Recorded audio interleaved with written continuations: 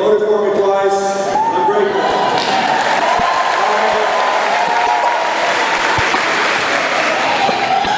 Mayor Brennan, thank you for welcoming me back to Portland. It gets more beautiful every time I come. I want to thank our Vietnam veteran, Michaud, for what he said about Michaud.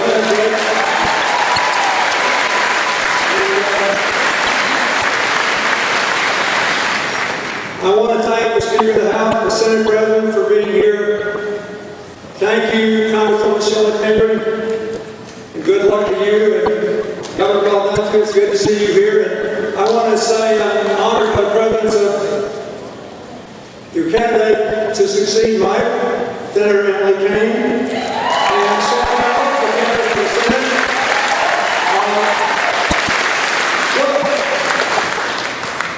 You know, in addition to being president, I was the governor of Arkansas for 12 years. And that may be more relevant to what I have to say tonight. But I want to thank you for making me feel at home. You know, Arkansas is one of the warmest states in America. And I appreciate the fact that you adjusted the temperature in here so that I would feel comfortable.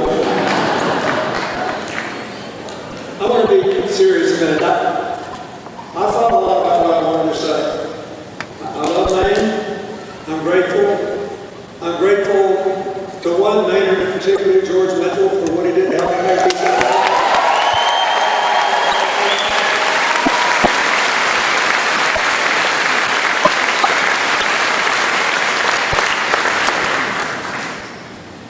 I want to say the most important thing to me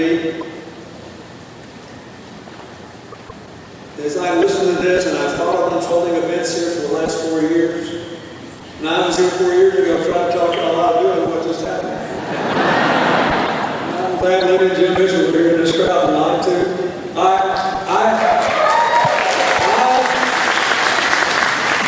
This is what I know.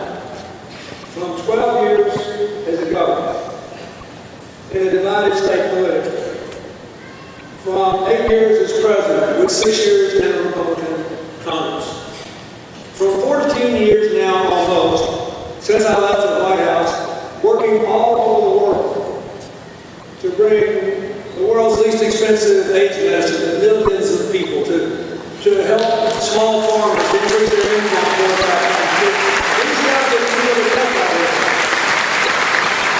All these things we do, here's what I know.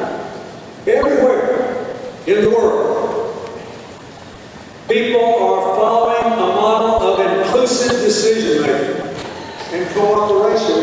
Good things are happening.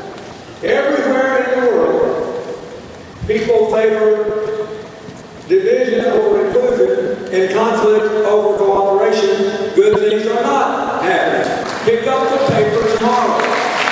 And it doesn't matter whether it's state politics in Augusta or all these ethnic and religious and other conflicts around the world. Why did Russia cause all that trouble for Ukraine? They didn't want bad relations with Russia, they just didn't want to be under their thumb. They didn't want to be dictated to, divided. They wanted to be a bridge between Europe and Russia, but Russia said, no, we can't have a cooperative future. We got to have a controlled future. Everywhere in the world, people think they're so smart, they're never wrong, nobody else is ever right. Trouble is brewing. And everywhere in America, where people are following inclusive visions and cooperative decision-making, they're making good things happen. There are plenty of places in this country now that are actually better off than they were before that financial collapse. But if you look at what's going on here in America, if you look at your resources, at your people, the kind of things you're good at, the fact that in the next 20 years, all over America and all over the world, people who can grow food in an environmentally health-conscious, safe way, do it productively, take care of the topsoil, and live in a climate that's going to be cool enough to fight off the worst aspects of climate change, that's an enormous resource you need. If you look at your, if the capacity you have to grow with enormous resources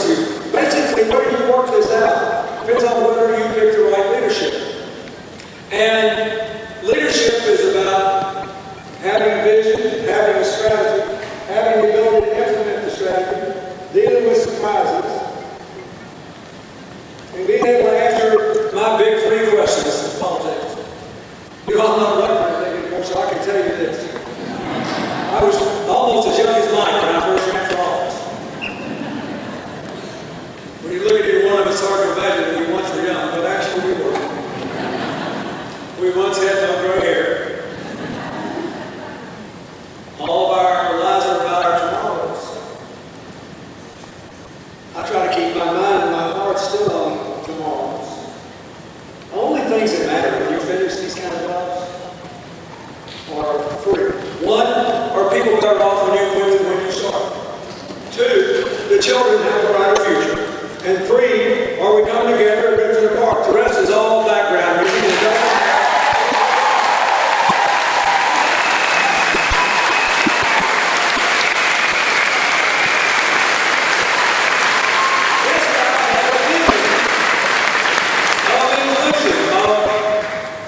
Shared prosperity, shared responsibility, a shared sense of community, not a divided land, where the ideologically pure control every decision and stomp out the Senate. It's a choice. He has a strategy for building shared prosperity and creating shared responsibilities. It's based on rebuilding the middle class, generating more jobs, and doing the right thing about healthcare. He has the tactic he knows will work, which is work with everybody who reasonably wants to get something done. And I believe that he's the only person in the United States who was ever elected chairman of the state legislative body when he was the president of the Senate. Equally divided 17-17 and one independent, and they were all for it, and then he got them all to vote to raise the minimum wage. Now, we're going to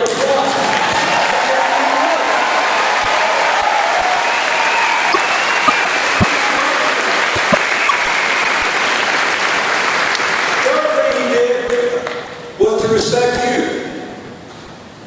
Instead of just running all these television ads, dripping venom, he actually came up with an economic plan. Most of you haven't read it probably. I did, it's good. And I spent a lot of my life working on economics. Then he came up with this plan, which I think 20 years from now, he's seen as his most visionary proposal to make Maine a food basket for all of them.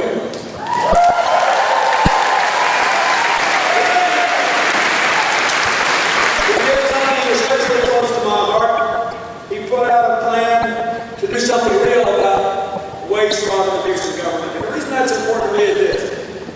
All the anti-government crowd, they always scream about all this, and they act like every nickel you pay in taxes is wasted, a legalized form of theft. But it tends to be people like Mike and me that actually do something about the problem. For example, when I was president, we got rid of 16,000 pages of federal regulation. The health care bill that I was so rigorously attacked on actually took 400 more pages out of federal law than it put in. Something that my adversaries took great pains to cover up. The size of the federal government when I left office was the smallest it had been since Dwight Eisenhower's last year as president. But we didn't hurt poor people, we didn't hurt the middle class, we supported family benefits, we expanded the opportunities people needed to make the most of their own lives. So, in other words, we really go after inefficiency instead of the heart and soul that makes education possible. That makes healthcare possible, that makes economic development possible. Look, I've been following this closely. I can tell you this is an unprecedented time we've been through. When interest rates are lower than inflation, because there's no economic activity, the only way you're going to get growth is to invest. You've got to have an investment strategy in people, in technology, in agriculture, in clean energy, in infrastructure.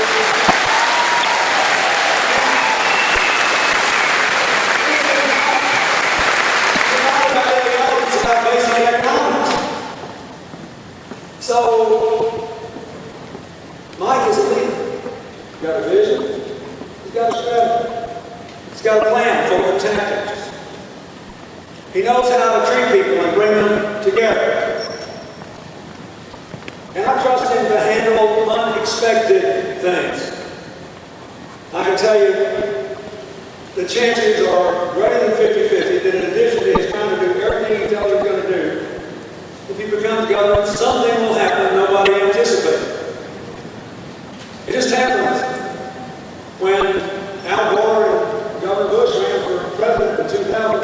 a single person asked me, what are you going to do if 9/11 happens? When all the governors who ran before up here in this part of the world, a little south of you ran, nobody asked them, what are you going to do if Superstorm Sandy hits? But you need to have somebody who's practical, level-headed, compassionate. And the reason I have a high level of confidence that he would do the right thing is the way he's treated veterans. And I'll tell you why.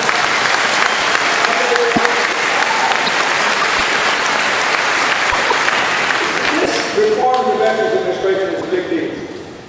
I went through a similar thing 20 years ago, and I already thought we'd fixed everything, but what happened was we had so many people go to war in the first decade.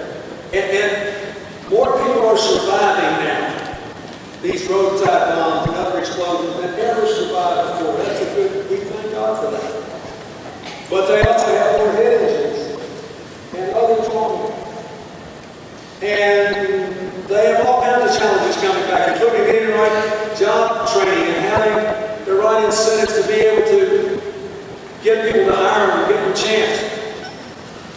Anybody who will work through that thicket of challenges these vets have, look at what they do. They've done unbelievably complicated things. Doesn't matter what your opinion is about Afghanistan, Iraq, or anything else. I mean, these men and women master incredibly challenging subjects, and yet their unemployment rate is higher than the rest of us.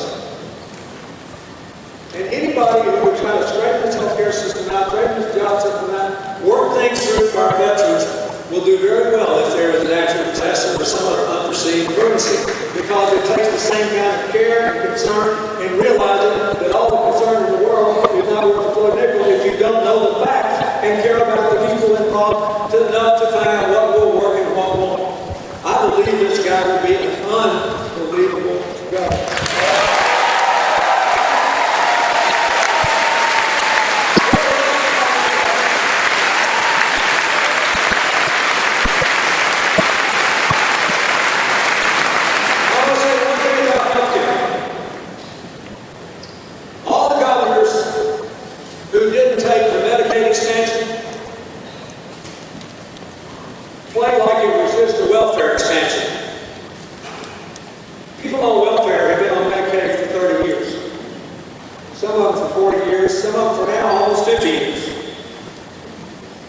Medicaid first passed in 65, and Arizona was the last state to buy in 85. This Medicaid expansion is for people who are working and trying to raise kids and trying to pay their bills on very modest wages.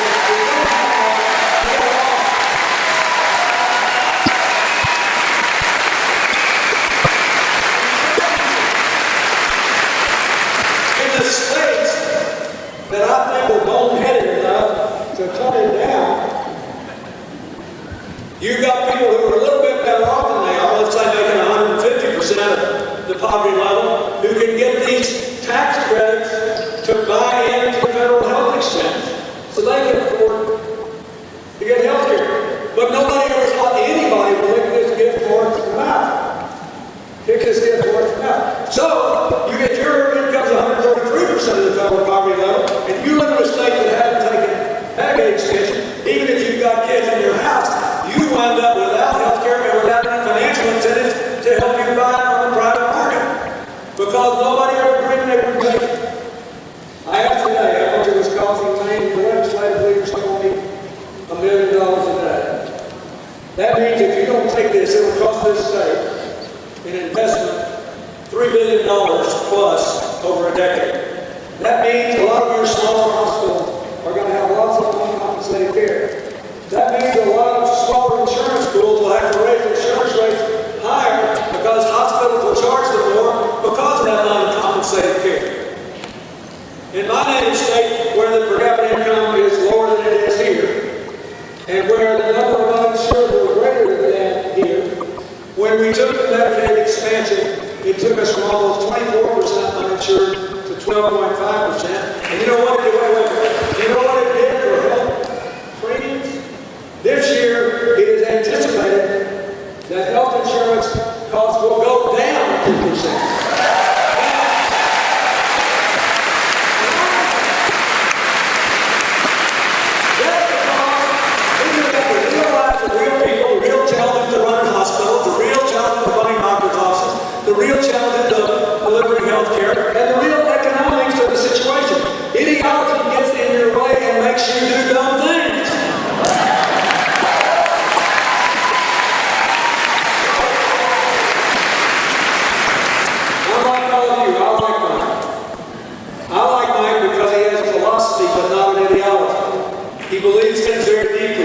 up for very much. He'll fight for what he believes in.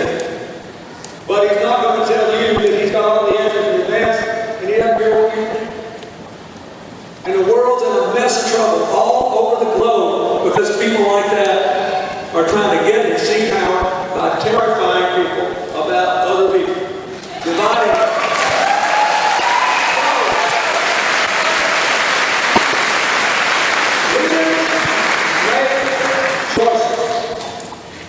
His opponent chose to be a divisive figure, chose to be an ideological figure, chose conflict over cooperation. I believe all the choices are wrong. You have to decide. But the reason I'm going on like this while it's so hot is this. You all know this already or you wouldn't be here. So why do we have an election? Why is this thing already cut and dry? Because in non-presidential years, the people who are hardcore voters on our side tend not to show up. And independent voters who may be more disengaged tend not to show up. That plus the divided electorate 4 years ago got you the result you got. So if you really believe all these things that you say, if you really weren't as impressed as I was by my speech, if you listen carefully to what that fine veteran said about his candidate for governor, if you believe this, then you have a responsibility to all the people who did not come here and turn their signs into things tonight and listen to all that. All the people who will think on election day that they got something better to do. To all the people who don't understand what this Medicaid expansion could bring to Maine. They don't understand what Mike's economic plan could mean to Maine. They don't understand how much